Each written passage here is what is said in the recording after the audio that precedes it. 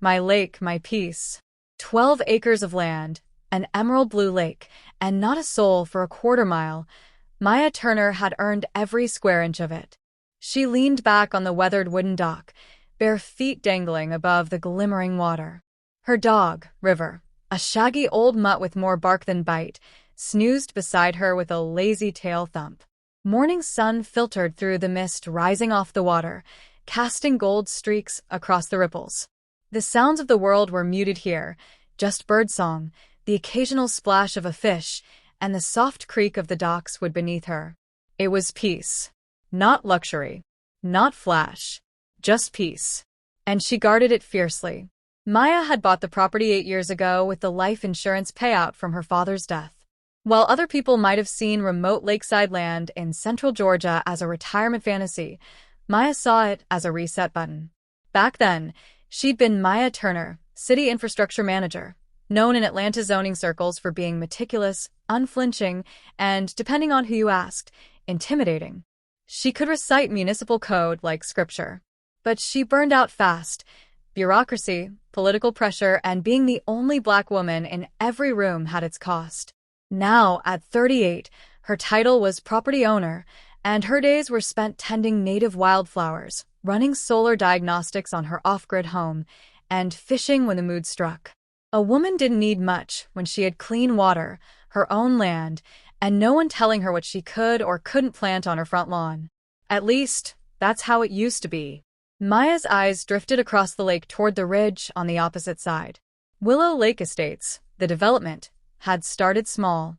A few beige luxury homes, then a clubhouse, then more units. Now it curved like a creeping shadow across the horizon. She counted 9 new roofs this season alone. Technically, they weren't neighbors. The property lines were firm. Her land was outside the HOA jurisdiction, and she planned to keep it that way. Still, the HOA didn't seem to get the message. Every month, she found flyers in her mailbox, offers to join the community, attend monthly meetings, or standardize landscaping for a harmonious visual identity. Translation: your wildflowers and solar panels make the retirees nervous. She never responded. Just last week, Sharon Marple, the local realtor who made a killing selling lakefront dreams to retirees and tech transplants, had dropped by unannounced. "Hiya, Maya," Sharon had called out, stepping right onto the dock in wedge heels and oversized sunglasses. "I was just showing the Hendersons the lot across the cove and thought, why not pop in and see if you've reconsidered selling? You'd make a killing, girl." Maya hadn't even looked up from her tackle box. "I'm not selling, Sharon. But think about it. You've got 12 acres of undeveloped. Not undeveloped. Preserved." "Well, sure, you see it that way, but the land deed says it's mine. So, unless the Hendersons are into birdwatching and poison ivy, they're better off somewhere else." Sharon had laughed, but there was tension behind it. A micro-expression Maya had seen her whole life, the blend of forced politeness and subtle dismissal. White folks who were friendly, right up to the point where you stopped making them money. Now, Maya stood and stretched. The sunlight caught her skin, brown and golden in the morning light. She looked down at River. "You know they're going to try something," she murmured. River snorted. It was 2 days later when she heard the first chainsaw. She was pruning back honeysuckle vines along the property's edge when the buzz cut through the air like a warning shot. Not the usual maintenance hum. This was industrial. Loud. Sharp. Intentional. She followed the sound up the path through pine and oak until she crested the ridge near her northern boundary and froze. There, beyond the tree line, stood a work crew in bright orange vests. A bulldozer idled, already having cleared a strip of red Georgia clay from the forest floor. Surveying stakes peppered the ground in neat rows. At the center of it all, a fresh concrete slab gleamed like a scar. Maya blinked. Her heart thumped. She stepped forward. A sign staked into the ground read, "Future site of Willow Lake's community clubhouse expansion. Authorized by Willow Lake HOA. Projected completion. Fall." She laughed. It wasn't a happy sound. One of the workers spotted her. "Ma'am, this is an active site." "This is my land," Maya said. Her voice was calm, but each word struck like a nail. And I never authorized anything. The man paused. We were told the HOA annexed this parcel last year. It's on the site plan. You were told wrong. She turned and walked briskly back toward the house, mind already racing. She knew zoning law. She knew the land parcel boundaries better than anyone. This wasn't a mistake. It was a move, deliberate and arrogant. Back in her study, she pulled the county property database online, navigated to the digital plat maps, and overlaid her deed records. As expected, her boundary had not changed. The HOA had no legal authority to build a damn tool shed, let alone a clubhouse expansion. But someone had poured a slab anyway. She stared at the screen. Okay, she said aloud. The lake shimmered outside her window. Peaceful for now. But Maya Turner had spent her life navigating bureaucratic war zones. And someone had just declared one on her land. The concrete slab. Maya Turner didn't scream. She'd learned long ago that raising your voice, especially as a black woman in a room full of white people, got you labeled emotional, unstable, or worse, dangerous. She saved her fire for where it mattered. So, when the county office confirmed what she already knew, that the HOA had not been granted any rights to build on her land, she simply said, "I'll handle it," and hung up. Then she opened the folder labeled Title, Zoning and Utility Lines, and got to work. It had started with the slab. A single slab of concrete. Just one mistake, they would later say. A misunderstanding. A surveyor's oversight. But Maya knew better. Concrete was deliberate. It meant permits, equipment, logistics, labor. No one accidentally poured 12 yards of reinforced slab 50 feet from someone's dock. Especially not when that someone had a deed that was older than the subdivision itself. That afternoon, she drove into town. River sat in the passenger seat, tongue lolling out, blissfully unaware of the war about to begin. Downtown Clayford was small, 2 blocks of shops, 1 cafe, a post office, and the courthouse with its crooked clock tower. On the surface, it was friendly, picturesque. But Maya had lived here long enough to see how friendliness worked. Warm smiles up front, but raised eyebrows when you didn't fit the mold. She parked near the permit office and walked inside. The woman at the desk, a white retiree named Cheryl, looked up from her crossword puzzle. "Well, if it isn't Maya Turner," she said, too chipper. "What can we do for you?" "I need all filed permits connected to Willow Lake Estate's expansion over the last 18 months. Cheryl blinked, then chuckled. "That's a lot of paper, hon." "I've got time," Maya replied. Cheryl's smile thinned. "Mind if I ask why?" "Because there's a building going up on land I own. And someone's about to learn what due process looks like." 2 hours later, Maya sat in her car with a folder full of documents. Most were as expected. Expansion permits for utilities, sidewalks, landscaping. Nothing touching her property. But one sheet, tucked behind an elevation drawing, caught her eye. Annexation Proposal, Parcel 119B, 03-432, Proposed Clubhouse Plot. Filed, 10 months ago. Stamped, Denied, County Land Review Board. They tried. They knew it wasn't theirs. And they built anyway.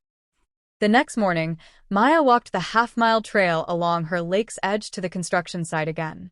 It was quiet now, the crew absent, the equipment unmanned. But the foundation gleamed in the sunlight, a trespass in concrete.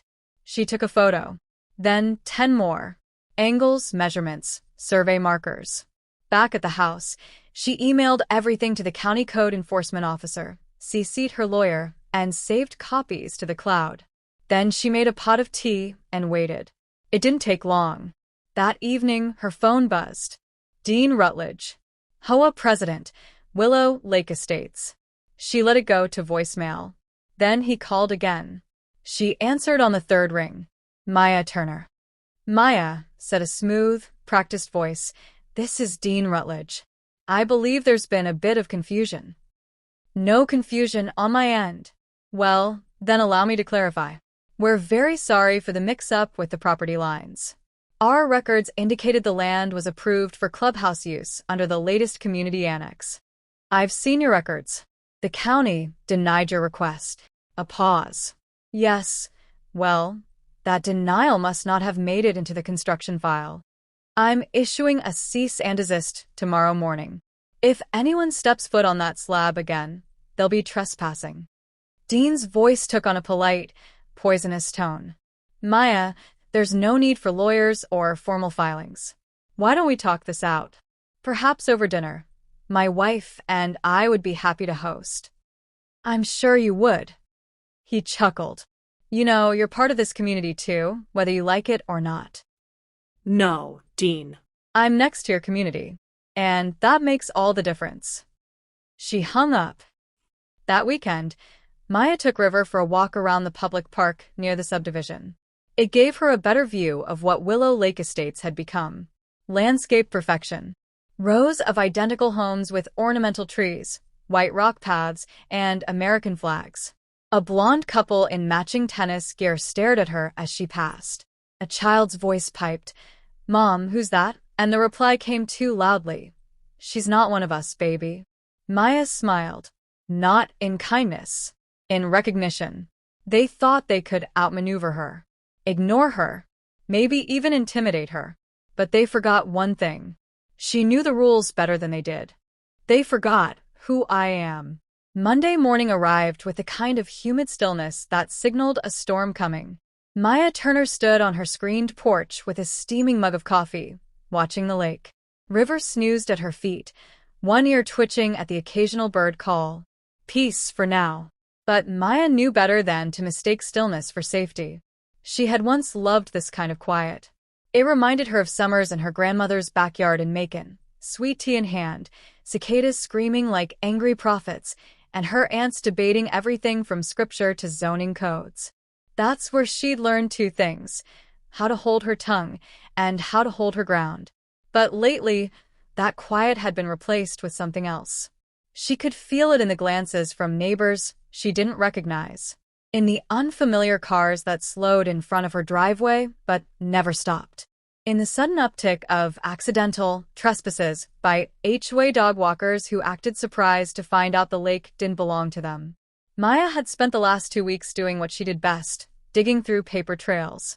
She uncovered everything: the HOA's denied annexation proposal, unfiled secondary permits, a sketchy land survey filed by a company that no longer existed, and a copy of the clubhouse expansion plans that bore a forged digital signature from the county's former planning officer.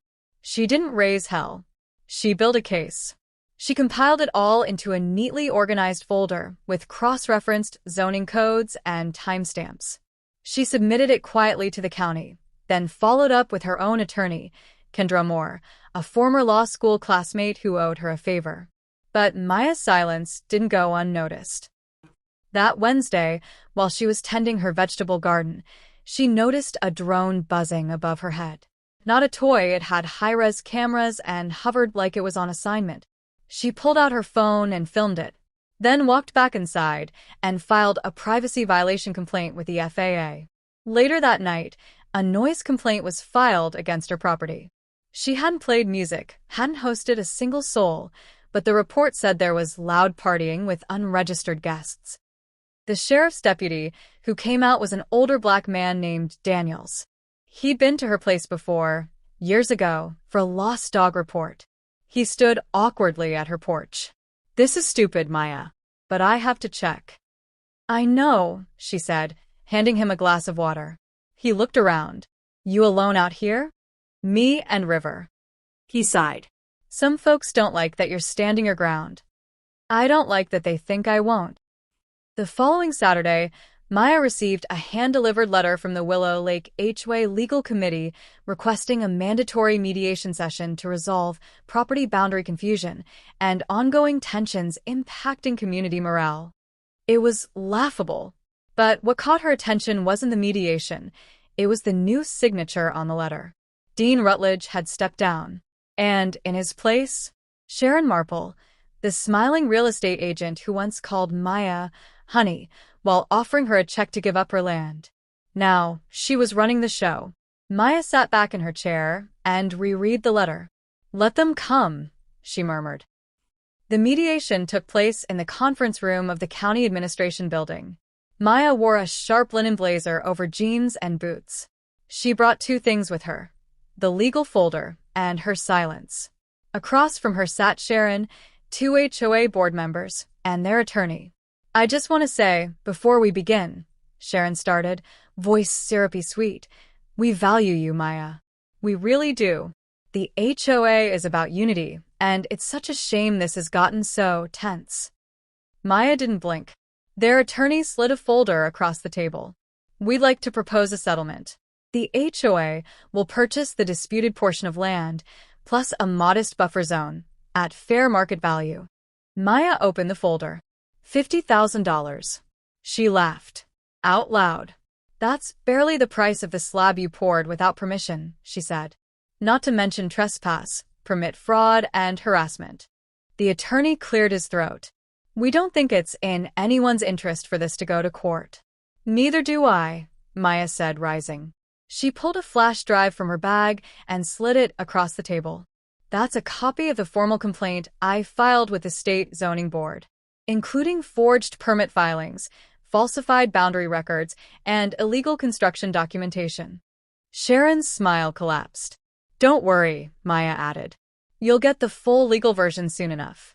I just wanted to watch your face when you realized you'd finally run into someone who knows how the game is played." That evening, she returned to the lake.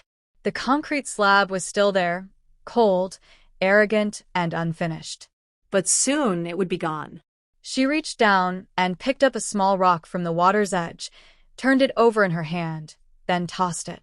It skipped once, twice, then sank. River barked softly. "I warned them," she said. And now it was time to act. Demolition day.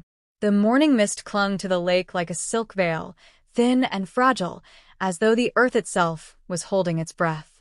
Maya stood on her dock, arms crossed, watching as a convoy of county trucks crawled down the gravel road leading to her property. River barked once, then sat, ears up, tail still. Behind the trucks came a yellow excavator, a dump trailer, and, at the rear, a boxy county marshal vehicle. At the front of the line, riding in a dented gray pickup, was Deputy Daniels, nodding respectfully when he saw Maya. She nodded back. "Come." Controlled. But inside, her bones buzzed with something electric. Today was the day. The slab was coming down. The previous evening had been quiet, but heavy. After weeks of legal maneuvering and media whispers, the county judge had ruled the HOA had no right to build on the property. The land was solely Maya Turner's. The permit was forged, the construction unauthorized, and the slab itself labeled a nuisance structure. Worse for the HOA, the construction crew had moved forward after Maya's cease and desist was filed, a violation that came with hefty penalties. The court gave Maya permission not just to remove the structure, but to supervise the demolition herself. She didn't sleep that night. She didn't need to. By 8 a.m., a modest crowd had gathered near the trailhead across the lake. Curious onlookers, local press, and a few whispering residents from Willow Lake Estates, arms folded, eyes narrowed. Most of them had only ever seen Maya in passing, quiet, polite, always alone. Now she stood at the center of a moment they never saw coming. A marshal approached her with a clipboard. "Ms. Turner, you've read the order?" "Yes." "Signature here, please." Maya signed. It was her name, her land, and her power behind the pen. She turned to the press, just one camera crew and a skinny young reporter with a handheld mic. She didn't plan to speak, but when the reporter asked, "What would you like the community to know today?" Maya paused. She looked toward the half-built structure. Walls framed, roofline angled toward the lake, a future clubhouse for people who wanted her gone. "I built a life out here because I wanted peace," she said. They decided that wasn't enough for them. They assumed I didn't know the law, that I'd roll over, that I'd sell, or bend, or disappear. But this, she gestured to the machines warming up, this is what happens when you mistake silence for surrender. She turned to the excavator operator and nodded. "Do it." The machine roared to life. With a slow mechanical swing, the arm extended over the slab and slammed the steel bucket down onto the wooden framing. Timber cracked, nails screeched loose, and dust exploded into the air. The first impact took down a full corner of the wall. The crowd across the lake gasped. Sharon Marple, now standing behind a security fence, her blonde bob stiff in the wind, looked like she'd bitten through her tongue. Two other HOA board members flanked her, stone-faced. One of them took out a phone and began filming, but it was too late. The building was coming down, and there was nothing they could do. By noon, the debris was stacked and loaded into the dump trailer. A few county workers spray-painted the slab with orange markings, reference points for removal. Maya watched it all without flinching. This wasn't revenge. It was a correction. The following days brought a flood of attention. Local media ran the headline. Lakefront homeowner wins against HOA overreach. Demolition goes viral.